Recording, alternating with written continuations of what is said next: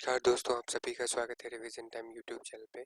हम यहाँ पे इंडियन पॉलिटी की सीरीज को डिस्कस कर रहे हैं। ये लूसेंट की इंडियन पॉलिटी की सीरीज चल रही है। आज का टॉपिक है लोकसभा। पहला क्वेश्चन आता है, भारत में लोकसभा किसका प्रतिनिधित्व करती है? तो आंसर आ जाएगा भारतीय जनता का। ठीक है। भारतीय संविधान के किस अनुच्छेद में लोकसभा के गठन से संबंधित प्रावधान किया गया है? तो इसमें अनुच्छेद नंबर 81 और 331 में, तो उपरोक्त दोनों सही आ जाएगा। नेक्स्ट क्वेश्चन आ जाएगा, मूल संविधान में लोकसभा के सदस्यों की संख्या कितनी निर्धारित की गई थी? मूल संविधान में 500 निर्धारित की गई थी। 31वें संविधान संशोधन अधिनियम द्वारा लोकसभा की अधिकतम सदस्य संख्या जो आता है कितनी निर्धारित की गई है? तो इसका सही आंसर आ जाएगा 545। लोकसभा की अधिकतम सदस्य संख्या कितनी हो सकती है? तो वो हो सकती है 552। वर्तमान में लोकसभा के कितने सदस्यों को राज्य की जनता सीधे निर्वाचित करती है? तो इसका सही आंसर आ जाएगा 530। वर्तमान में संघ शासित क्षेत्रों की जनता लोकसभा में अपने प्रतिनिधियों को निर्वाचित कर भेजती है। तो कितने प्रतिनिधियों को निर्वाचित? 13। राष्ट्रपति आंग्ल भारतीय समुदाय के कितने प्रतिनिधियों को लोकसभा में मनोनीत करते हैं? तो इसका सही आंसर आ जाएगा 2। वर्तमान में लोकसभा सदस्यों की प्रभावी संख्या कितनी है?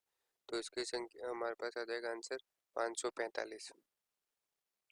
राष्ट्रपति के द्वारा लोकसभा में आंग्ल भारतीय समुदाय के 2 सदस्यों को किस अनुच्छेद के तहत मनोनीत किया जाता है? अनुच्छेद 331 के तहत। लोकसभा में आंग्ल भारतीय समुदाय में 2 सदस्यों को मनोनीत करने की शक्ति किसके पास होती है? तो ये बात हुई थी भारत के राष्ट्रपति के पास। लोकसभा के निर्वाचन के क्षेत्रों की सीमा निर्धारण पहली बार निम्नलिखित में से किस ईस्वी सन में किया गया था? तो आ जाएगा 1972 में किया गया था। लोकसभा में राज्यवार सीटों का आवंटन 1971 की जनगणना पर आधारित है। निर्धारण किस वर्ष तक यथावत रहेगा? 2026 तक यथावत रहेगा। नेक्स्ट क्वेश्चन आता है, लोकसभा के एक निर्वाचन क्षेत्र में कम से कम कितनी जनसंख्या का प्रतिनिधित्व करते हैं? 7.5 लाख जनसंख्या का प्रतिनिधित्व करते हैं। नेक्स्ट क्वेश्चन, अनुसूचित जाति और जनजातियों के प्रतिनिधियों के लिए लोकसभा में कितने सुरक्षित निर्वाचन क्षेत्र की व्यवस्था की गई है? तो इसमें आएगा 131। लोकसभा के लिए प्रथम आम चुनाव जो आते हैं वो कब हुए थे? वो 1952 में हुए थे। कौन सा संवैधानिक संशोधन राज्यों से चुने जाने वाले लोकसभा के सदस्यों की संख्या बढ़ाने से संबंधित है? तो इसे कहा जाएगा 7वां और 31वां संविधान संशोधन जो संबंधित है। लोकसभा में केंद्र शासित प्रदेशों के प्रतिनिधि चुने जाते हैं, तो कहाँ से चुने जाते हैं? प्रत्यक्ष निर्वाचन के द्वारा चुने जाते हैं। लोकसभा में चुनाव लड़ने के लिए इच्छुक व्यक्ति की न्यूनतम आयु कितनी होनी चाहिए? 25 वर्ष की इनकी आयु होनी चाहिए।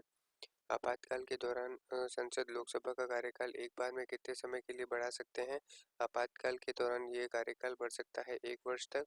किसी भी दशा में आपातकाल की घोषणा अप्रवत न रहने के बाद उपरोक्त द्वितीय अवधि के कितने समय तक आगे नहीं बढ़ाई जा सकती है? तो इसका सही आंसर जो हो जाएगा 6 माह से ज़्यादा नहीं बढ़ाई जा सकती है। लोकसभा में क्वारम यानी जो गणपूर्ति होती है तो कम से कम कितने सदस्यों की जरूरत होती है? तो लोकसभा में 1/10